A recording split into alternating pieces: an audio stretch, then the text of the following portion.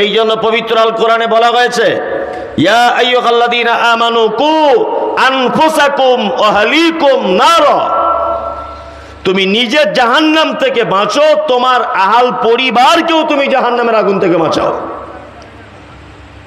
এবার একটা কথা আপনাদেরকে মাঝখানে বলে রাখছি, সেটা হচ্ছে এই, আচ্ছা জাহান্নাম থেকে ডাইরেক্ট কোনো মানুষকে বাঁচাবার ক্ষমতা পৃথিবীর অন্য কোনো মানুষের আছে, এটা আপনাদের বিশ্বাস হয়? কোনো মানুষকে জাহান্নাম থেকে ডাইরেক্ট বাঁচাবার ক্ষমতা কারো আছে? নেই তো, নেই। কিন্তু এতেও ভেজাল আছে। আমি তো ঠোঁট কাটা লোক, সোশ্যাল মিডিয়াতে হয়তো দেখেন এক শ্রেণীর মানুষের কিন্তু এটার দাবি আছে যে আমরা জান্নাত জাহান্নাম ঠিকে নিয়ে বসে আছি, আমাদের চাদর ধরলেই বাঁচা যাবে। আছে কি আছে না? এরকম অজস্র মানুষ বাজারে দেখতে পাওয়া যায়, অজস্র মানুষ জলসা করতে এসেছে, সোশ্যাল মিডিয়া দেখছি বড় একটা চাদর এরকম করে বিছিয়ে দিয়েছে, দিয়ে বলছে চাদর ধরুন সবাই। তা একটা চাদর তো স্টেজের সামনে থাকা সব লোক ধরতে পারবে না। তা যখন চাদর আর ধরার জায়গা নেই, বলছে যারা চাদর ধরেছে আপনি তাকে ধরুন, সে যাকে ধরেছে আপনি আবার তাকে ধরুন, এক পর্যায়ে ধরতেই থাকুন আর জান্নাতে যেতেই থাকুন। আমার দাদু কিয়ামতের দিনে বড় নৌকায় করে তোমাদের সব জান্নাতে নিয়ে চলে যাবে। এই হচ্ছে বক্তাদের বক্তব্য। আল্লাহু আকবার। আচ্ছা পৃথিবীতে আপনার মা, আপনার আব্বা, আপনার স্ত্রী, আপনার পুত্র, আপনার প্রতিবেশী, আপনার নিকট আত্মীয়, আল্লাহর পরে পরে আপনাকে সব থেকে বেশি ভালোবাসে কে? মা। আল্লাহর পরে পরে সব থেকে আপনাকে বেশি ভালোবাসে কে? মা। কিয়ামতের মাঠে আব্বা মায়ের বেটার চরিত্রের ব্যাপারে আল্লাহ তাআলা বলছেন, ইয়াউমা ইয়াফিরুল মারউ মিন আখিহি ওয়া উম্মিহি ওয়া আবিহি ওয়া সাহিবাতিহি ওয়া বানি। কিয়ামতের দিন কোনো বাপ তার সন্তানের কোনো উপকার করতে পারবে না, সন্তান বাপের কোনো উপকার করতে পারবে না, মা তার ব্যাপার কোনো উপকার করতে পারবে না, ভাই তার ভাইয়ের কোনো উপকার করতে পারবে না, স্ত্রী তার স্বামীর কোনো উপকার করতে পারবে না। 10 মাস নয় 9 মাস পেটে ধরেছে যে মা, এই মা কিয়ামতের দিনে যদি কোনো বাচ্চাকে বাঁচাতে না পারে, এই ব্যাপারে সে যদি ক্ষমতাবান না হয়, তাহলে এইখান থেকে 200 কিলোমিটার দূরে আপনার হুজুরের বাড়ি, 200 কিলোমিটার দূরে আপনার পীর সাহেবের বাড়ি, ও আপনাকে কিয়ামতের দিন বাঁচাবে কেমন করে? যে মা পেটে রেখেছে সে বাঁচানোর ক্ষমতা রাখবে না, আর আপনাকে অন্য কেউ বাঁচাতে পারে এই ধারণা করা যাবে? যাবে না। আপনাকে আমি যে কথা বলছিলাম সেটা হচ্ছে এই, আল্লাহ সুবহানাহু ওয়া তাআলা বলছেন, এই তোমরা যারা ঈমানের স্বীকৃতি প্রদানকারী, ঈমানের যারা স্বীকৃতি প্রদানকারী, তোমরা শোনো, নিজে জাহান্নাম থেকে বাঁচো, তোমার পরিবারকে তুমি জাহান্নাম থেকে বাঁচাও। আপনি আপনার বেটাকে বাঁচাবেন কেমন করে? আপনি আপনার বেটিকে বাঁচাবেন কেমন করে? আপনি আপনার স্ত্রীকে বাঁচাবেন কেমন করে? আপনি জানেন আপনার এতটুকু বিবেক আছে, আপনার এতটুকু জ্ঞান আছে, আপনার এতটুকু আপনার ভিতরে সচেতনতা আছে, আপনি একেবারেই যদি ইসলামের কিছু না বোঝেন, এতটুকু জিনিস বোঝেন, এটা হালাল, এটা হারাম, এটা বৈধ, এটা অবৈধ, এটা অন্যায়, এটা ন্যায়, এতটুকু জ্ঞান আপনি আছে না নেই? আপনার আছে না? আছে। আচ্ছা এইবার আপনাকে বলছি, আপনার বেটা রাত 12টা পর্যন্ত ফ্রি ফায়ার খেলছে, 12টা পর্যন্ত, এই ডান দিকে যা বাম দিকে এদিকে গুলি করে বন্ধু এই সব করছে, মনে হয় পাগল হয়ে গেছে, সারা রাত ওই করছে। এখনকার ছেলেপিলেরা করছে না? করছে। এটা ভালো কাজ না খারাপ কাজ? খারাপ কাজ। আপনি যদি মনে করেন যে আমার বেটা রাত 2টো পর্যন্ত এই গেমটা খেললে ফজরের সালাতের জন্য প্রস্তুতি নিতে পারবে না, তাহলে আপনার বেটাকে এইখান থেকে হটিয়ে নিয়ে চলে আসতে হবে। এটা আপনি বাপ, এটা আপনার দায়িত্ব। আপনার বেটাকে আপনি জাহান্নাম থেকে বাঁচান। 2, আপনার বেটি পাপ কাজে লিপ্ত, আপনার স্ত্রী পাপ কাজে লিপ্ত, আপনি তাকে পাপ কাজ থেকে টেনে নিয়ে এসে চলে আসুন, ভালোর দিকে আহ্বান করুন এবং জান্নাতের জন্য তাকে সুসংবাদ দিন। প্রয়োজনে জান্নাতের কিছু হাদিস তার সামনে পেশ করুন। সে যখন অন্যায় কাজে লিপ্ত হচ্ছে, আপনি তাকে জাহান্নামের ব্যাপারে কিছু ভয় দেখান। কিছু ভয় দেখান জাহান্নাম সম্পর্কে, অন্তত এতটুকু বলুন, এই মরে যাওয়ার পরে আল্লাহ তো জিভ কেটে নেবে, তুই যে হাত দিয়ে গেম খেলছিস তোর হাতগুলো পঙ্গু করে দিবে, কিছু যদি না পারেন অন্তত ভয়টুকু দেখান। কি বলছি বুঝতে পারছেন? আল্লাহ তাআলা নবীদেরকে যে দায়িত্ব দিয়েছিলেন, আল্লাহ সুবহানাহু ওয়া তাআলা সেম দায়িত্ব মুমিনদের উপরে অর্পণ করতে গিয়ে বলেছেন, ইয়া আইয়ুহাল্লাযীনা আমানু, এই তোমরা যারা ঈমানের স্বীকৃতি প্রদানকারী তোমরা শোনো, কু আনফুসাকুম আহলিকুম নারা, তুমি নিজে বাঁচো, তোমার পরিবারকে তুমি জাহান্নাম থেকে বাঁচাও। একই দায়িত্ব। শুধু নবীগণ ছিলেন অসাধারণ মানুষ, আল্লাহ সুবহানাহু ওয়া তাআলার পক্ষ থেকে সিলেক্টেড মানুষ, আর আমি আপনি কে মোমেন এটা বোঝা বড় মুশকিল। ওই জন্য আপনি যদি মোমেন হয়ে থাকেন আল্লাহ সুবহানাহু ওয়া তাআলা দায়িত্ব আপনাকে দিয়েছেন। এইবার আপনার সঙ্গে আমার দুটো একটা কথা হচ্ছে এই, পরিবারকে জাহান্নামের আগুন থেকে বাঁচাবেন, পৃথিবীর সব থেকে ভয়ঙ্কর পাপ যেটা, সর্বপ্রথম সেই পাপ থেকে আপনার পরিবারকে বাঁচাতে হবে। কি সব থেকে বড় পাপ? এবার আপনাকে বলছি। আপনারা জানেন দক্ষিণ আফ্রিকা বলে একটি দেশ আছে, দক্ষিণ আফ্রিকা। এই দক্ষিণ আফ্রিকাকে যারা আপনারা জেনারেল শিক্ষিত মানুষ আপনারা বুঝতে পারবেন যে এই দেশটিকে বলা হয় দুর্ভিক্ষের মহাদেশ। এই দেশটিকে বলা হয়, এখন যদিও এই কথাটা আর চলবে না, এখন ওদের আর্থিক অবস্থা অনেক ভালো হয়ে গেছে আলহামদুলিল্লাহ। এই দেশের একটি শহর, তার নাম হাবাসা। বর্তমানে যে শহরটির নাম হচ্ছে ইথিওপিয়া। ইথিওপিয়া নাম শুনেছেন? ইথিওপিয়া। এই ইথিওপিয়া শহরের থেকে একটু দূরে একটি গ্রাম, গ্রামটির নাম হচ্ছে জারোয়া। এই জারোয়া নামক গ্রামে একেবারে কালো কুচকুচে, দেখতে একেবারেই খারাপ, ঠোঁটটা খুব মোটা, মাটির দিকে ঝোলা, চুলগুলো পাখির বাসার মতো। আপনারা জানেন নাইজেরিয়া, দক্ষিণ আফ্রিকা, এই সমস্ত দেশের মানুষগুলো খুব লম্বা হয়, ঠোঁটগুলো মোটা হয়, চুলগুলো হয় তাদের একটা মানে কি বলবো দেখার মতো, যেটা পাখির বাসার মতো, বেশ গোছালো মতো। দেখেছেন এগুলো? আপনারা দেখেছেন? কালো কুচকুচে লোক। পেশায় তিনি ছিলেন মেষপালক, পেশায় তিনি ছিলেন ভালো কাঠের মিস্ত্রি, কর্মজীবনে অনেক কিছু তিনি করেছিলেন। কিন্তু লোকটির নাম লোকমান। লোকটির নাম কি? লোকমান। তার নাম আমরা লোকমান হাকিম বলে জানি। লোকমান হাকিম নাম শুনেছেন তো? লোকমান হাকিম মানে কি? অনেকজনে বলে না যে এই নাম থেকে এসেছে হেকিমি চিকিৎসা, হ্যাঁ, নিয়ে চিটিংবাজি করে খাচ্ছে ফুটপাতে, করছে না? একদমই নয়। হাকিম শব্দের অর্থ হচ্ছে প্রজ্ঞাময়, অত্যাধিক জ্ঞানী, যার জ্ঞানের সঙ্গে অন্য মানুষের জ্ঞান তুলনা করা যায় না, এত জ্ঞানী। অরিজিনালি লোকমান হাকিম জ্ঞানী ছিলেন। কেমন জ্ঞানী? লোকমান হাকিম তফসির ইবনে কাসিরের ভিতরে এসেছে যে উনি একদা বকরি চড়াতেন কোন এক মালিকের। তা বকরি চড়াতে চড়াতে হঠাৎ বাড়ি ফিরে এলেন, মালিকের কাছে তার মাল সমস্ত কিছু বুঝ দিয়ে দিলেন। তা মালিক হঠাৎ করে লোকমানকে বলছে, লোকমান আজকে বাড়িতে রান্না হয়েছে কি? লোকমান তখন বলছে, যাবো না, আজকে রান্না হয়েছে বকরির গোস্ত। তখন মালিক লোকমানকে বলছে, লোকমান বকরির গোস্তের সব থেকে উৎকৃষ্ট দুটি অঙ্গ আমাকে দাও। উৎকৃষ্ট অঙ্গ কি? লোকমান এত জ্ঞানী ছিলেন। উৎকৃষ্ট অঙ্গ জিহ্বাটা আনলেন আর হৃৎপিণ্ডটা আনলেন, এই দুটো প্লেটে করে দিলেন। তা খেলেন মালিক। আবার কিছুদিন পরে জিজ্ঞাসা করে বলছে, লোকমান আজকে বাড়িতে কি হলো? বলছে, আজকে আবার বকরি।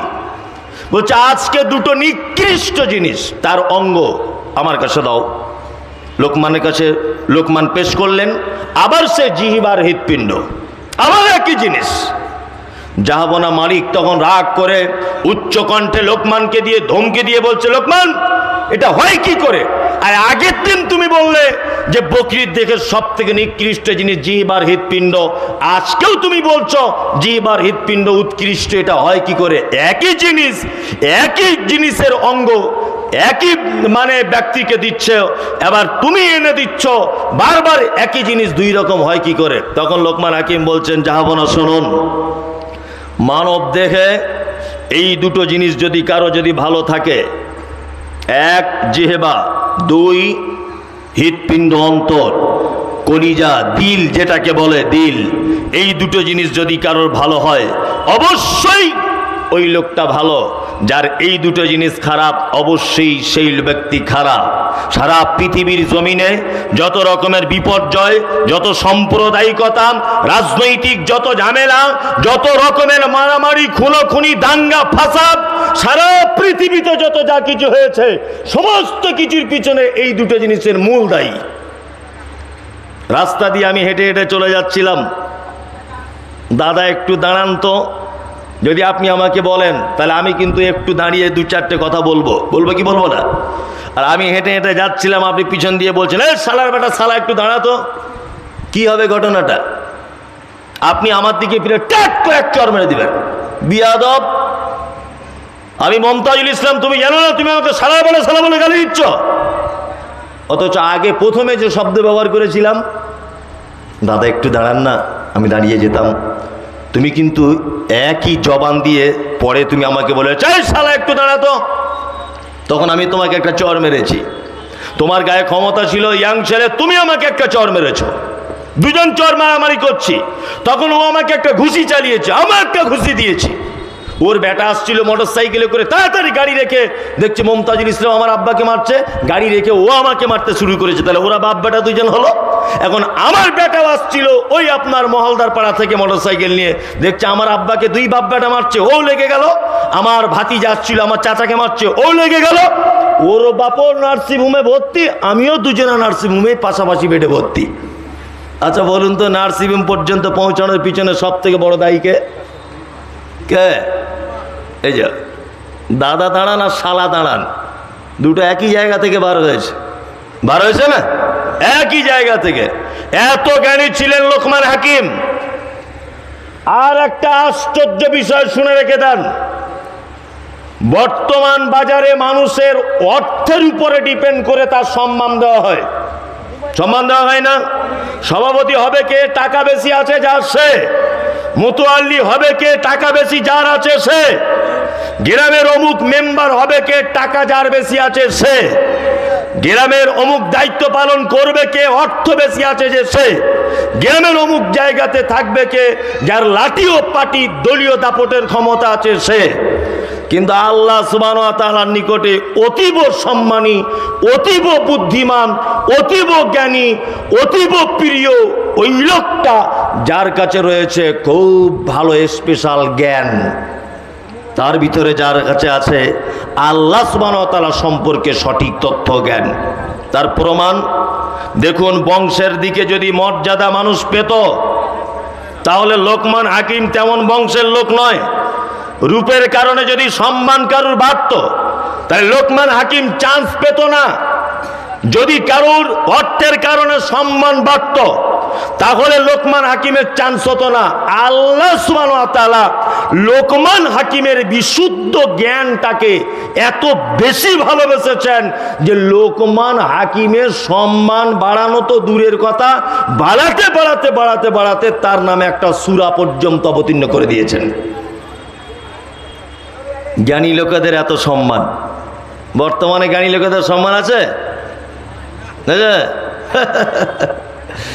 জ্ঞানী লোকেদের কোনো সম্মান নেই। জ্ঞানীরা রাস্তায় গড়াগড়ি খাচ্ছে আর অযোগ্য লোকেরা টাই পরে বসে আছে। আশ্চর্য ব্যাপার। এর পিছনে একটা অবশ্য কারণ আছে। কারণ নেই? কারণ আছে। কি কারণ? কারণ হচ্ছে এই যে আমি ধরে নেন বোঝানোর জন্য বলছি, এবার পঞ্চায়েত ভোট, আমি ভোটে দাঁড়িয়েছি, আমি MBBS ডাক্তার, খুব উচ্চ শিক্ষিত মানুষ, খুব উচ্চ শিক্ষিত, আমার শিক্ষা খুব বেশি, যোগ্যতা বেশি। আমি দাঁড়িয়েছি কোন দলে? না আমি নির্দলের প্রার্থী, বা আমি কংগ্রেসে দাঁড়িয়েছি বা CPM-এ দাঁড়িয়েছি ধরে নেন। আর এই গ্রামের একটা লোক রিক্সা চালায়, ও ভাষাও জ্ঞান নাই, কিছু হলেই লাঠি নিয়ে বার হয়ে পড়ে, ওর মুখের ভাষাও ঠিক নাই, ওর কিছুই ঠিক নাই। ও দাঁড়িয়েছে যে পার্টি বর্তমানে ক্ষমতায় আছে পশ্চিম বাংলায়, ওই পার্টিতে ও ভোটে দাঁড়িয়েছে। কালকে রেজাল্ট বার হবে, আমি এমবিবিএস ডাক্তার আর ও গন্ড মূর্খ। বলুন তো দেখি জিতবে কে? চান্স আছে কার? ওর। ওকে জিতিয়ে দিয়ে ও চলে গেছে পার্লামেন্টে, বুঝলেন তো? পার্লামেন্টে গিয়ে বিল পাস হচ্ছে যে এবারে লালগোলার অমুক মসজিদটা ভেঙে দিতে হবে, সব এমএলএমপিরা সই করে দাও। ও তো গন্ড মূর্খ সই করে দিয়েছে। এইটা এখন সোশ্যাল মিডিয়ায় ভাইরাল হয়ে গেছে যে আমাদের এলাকার মনসুর এমএলএ সই করে দিয়ে এসছে মসজিদ ভাঙতে হবে এই ব্যাপারে। 10 সালাকে মাস সালাকে রাস্তা অবরোধ করে, এই করছে। হ্যাঁ, মানুষ রাস্তা অবরোধ করছে, তার বিরুদ্ধে পদক্ষেপ করছে। আরে ও সই করে যত না ভুল করেছে, তুমি তার থেকে বেশি অন্যায় করেছো। তুমি ওর মতো গাধাকে পার্লামেন্টে পাঠালে কেন? মনে ছিল না তোমায়? শিক্ষিত মানুষে দাঁড়িয়েছে, একটা ভোট পেল না। অশিক্ষিত অযোগ্য মানুষ জিতে চলে গেল পার্লামেন্টে। আল্লাহ সুবহানাহু ওয়া তাআলা অশিক্ষিত মানুষদের নয়, তার শিক্ষার যোগ্যতাকে এত মর্যাদা দিয়েছে যে কোরআনে, পবিত্র আল কোরআনে তার একেবারে বিস্তারিত কথা পর্যন্ত আলোচনা করে দিয়েছে। এই লোকমান হাকিম তার বেটাকে ডেকে বলছেন, ইয়া বুনাইয়া। লোকমান হাকিম তার বেটাকে বলছেন, ওয়াইজ ক্বালা লুকমান আলী ইবনিকি। লোকমান হাকিম তার বেটাকে ডেকে বলছে, বেটা শিরক করো না। পৃথিবীতে যত যাই কি তুমি যা কিছু করো, শিরক কখনই করো না। শিরক নিশ্চয়ই বড় পাপ, নিশ্চয়ই বড় জুলুম। এই পাপের ধারে পাশে তুমি যেও না। তাহলে আপনার পরিবারকে জাহান্নাম থেকে বাঁচাবার সর্বপ্রথম যে পাপ থেকে বাঁচাতে হবে তার নাম কি? হ্যাঁ, শিরক। আপনাকে এবার একটা কথা বলি। মাদানী সাহেব একটা কথা বলতে বলতে রুকে দিয়েছেন, হয়তো সময়ের কারণে বলতে পারেননি। শিরক জানতে গেলে কালো, কালো আর সাদা, এই দুটো জিনিসের নাম জানেন তো? জানেন। আচ্ছা বলুন তো, কালো যদি কেউ না বুঝে, কালো সম্পর্কে যদি কারোর যদি ধারণা না থাকে, তাহলে সে সাদা যে কি জিনিস সে বুঝতে পারবে? কালো আছে বলেই তো সাদার মর্যাদা, আর সাদা আছে বলেই তো ও কালো বুঝে, আর কালো আছে বলে ও সাদা বুঝে। মানুষকে শিরক বোঝাতে গেলে সর্বপ্রথম তাওহীদ বুঝতে হবে। তাওহীদ ছাড়া একটা মানুষকে শিরক বোঝানো যাবে না, এটা মাথায় রাখবেন। তাওহীদের বিপরীত শব্দ, তার নাম শিরক। তাওহীদ কাকে বলে আপনাকে আমি একটা জিনিস দেখাচ্ছি, 2-3 মিনিটে আপনাকে তাওহীদটা বুঝিয়ে নিই, তারপর আমি শিরকের ব্যাপারটা বলছি। 2 থেকে 3 মিনিট। এক, উনি 1 আর 0 দিয়ে একটা কথা বলছিলেন। আচ্ছা, এক এটা 1 আমি লিখলাম বাংলায় বা ইংরেজিতে 1 লিখলাম। আমি ছাত্রদের মাদ্রাসায় তাওহীদের ক্লাস করি, তা আমি নিজে বোর্ডে বোঝাই ওদের। 1 এটা আমি লিখলাম 1। এর আগে যদি আমি একটা 0 বসাই, আগে কি 0 বসাই 1-এর আগে, আচ্ছা বলুন তো 1-এর দাম কমলো বাড়লো না কি হলো? কিছু হলো? কিছু হলো? কিছু হলো না। এবার আমি বলছি, 1-এর পাশে 0টা দিলাম, হলো কত? 10। 10 শব্দটা যখন বলছি তখন আর 1 থাকলো? তার পাশে আমি দিয়ে দিলাম আরো একটা 1, না 0 বাদ দিয়ে দিলাম।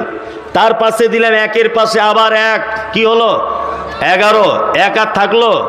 তার পাশে দিলাম 2, হলো 12।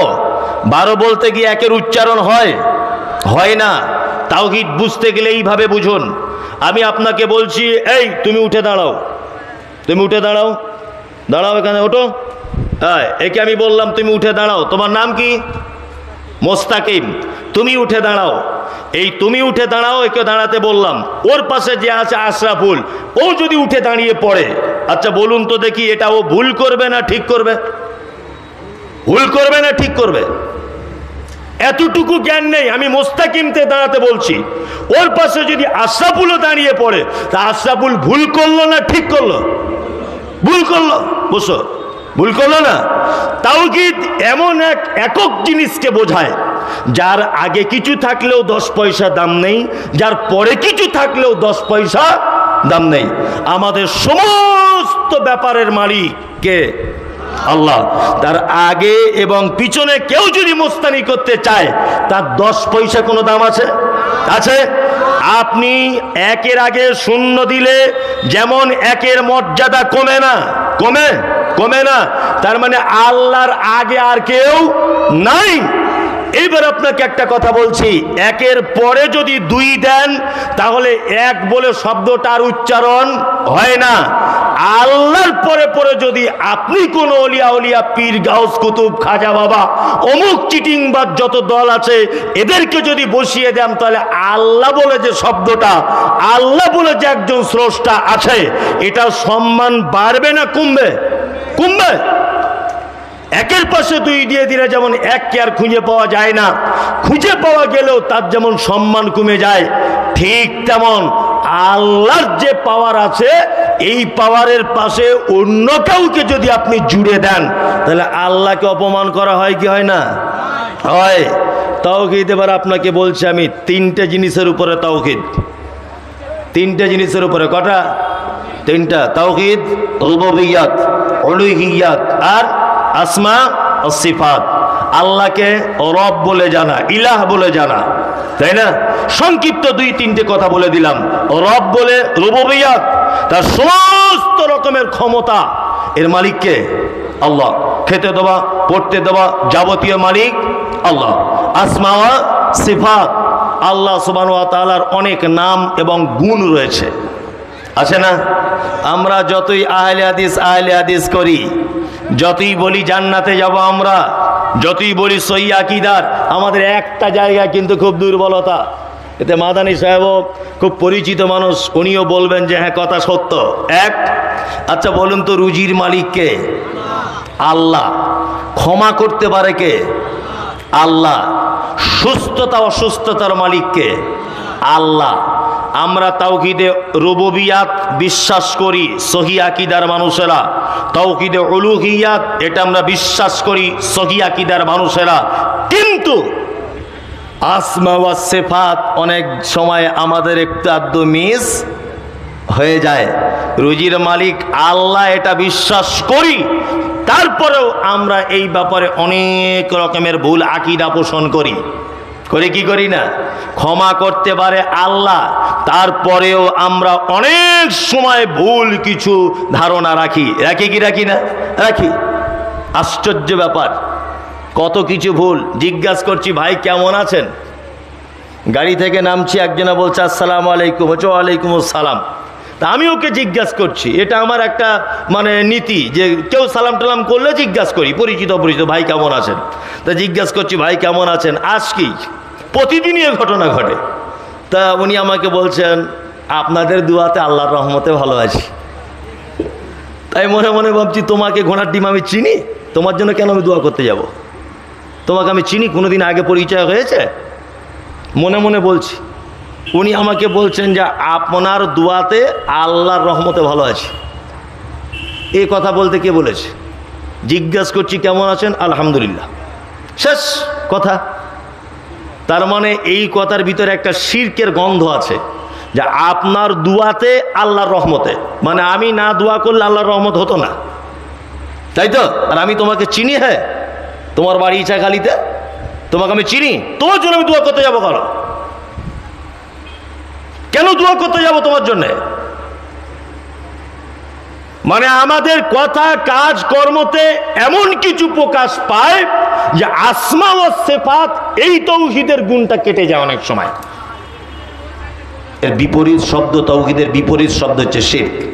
শিরক আমরা তো ভালো করেই জানেন, আর এটা সহি আকীদার গ্রাম, এখানে শিরকের ব্যাপারে বিশেষ আলোচনা করার কিছু প্রয়োজন নেই, তারপরেও আলোচনা করার কিছু প্রয়োজন আছে বলে মনে করা যাচ্ছে। এক, শিরক কাকে বলে? সর্বপ্রথম জেনে রাখতে হবে আল্লাহর যে ক্ষমতা আছে, এই ক্ষমতা পৃথিবীর অন্য কারো আছে, এটা মনে করা কি? শিরক। আল্লাহর যে ক্ষমতা আছে, এই ক্ষমতা পৃথিবীর অন্য কারো আছে, এটা মনে করা কি? শিরক। শিরক নয়, শিরক। রুজি কার হাতে? আল্লাহর হাতে, তাই না? হায়াত মওত এটা কার হাতে? আল্লাহর হাতে। ছেলে দেওয়া মেয়ে দেওয়া প্রেগনেন্সি হওয়া কার হাতে? আল্লাহর হাতে। কিন্তু আমরা অনেক সময় তো এইগুলো শিরক করে ফেলি না? করে ফেলি। বিশেষ করে মুর্শিদাবাদে প্রবাসী ভাইয়েরা ইসলামিক ব্যাপারে অনেক সময় নলেজ থাকে না, এই জন্য অনেক সময় শিরক করি না? নতুন কোথাও দোকান করেছে, নতুন মাহাজন হয়েছে, আমি তো দেখতে পাই বিশাল একটা তাবিজ এরকমভাবে পিছনের দিকে ঝুলিয়ে রেখেছে। তা বলছে হবে কি? বলছে বরকত হবে দোকানে। তাহলে এই তাবিজ দিয়েছে কে? তাবিজটা দিয়েছে কে? তা বলছে দিয়েছে কোনো হুজুর। যে তাবিজ দেওয়ার সময় হুজুর বলে দিয়েছে কি? বলছে এইটা দিলে ব্যবসায় বরকত, মানে সাংঘাতিক ব্যাপার, পাশের দোকান সব বন্ধ হয়ে যাবে আর অন্য কাস্টমার সব আপনার দোকানে ভিড় করবে, দেখবেন 4-5টা কর্মচারী রাখতে হবে, এত বেচা কেনা হবে। তা মনে মনে ভাবছি এত বরকতের তাবিজ হারাম কর তুই বিক্রি কেন করলি? 200 টাকা দিয়ে তুই তোর বাড়িতে রেখে দিতে পারতিস।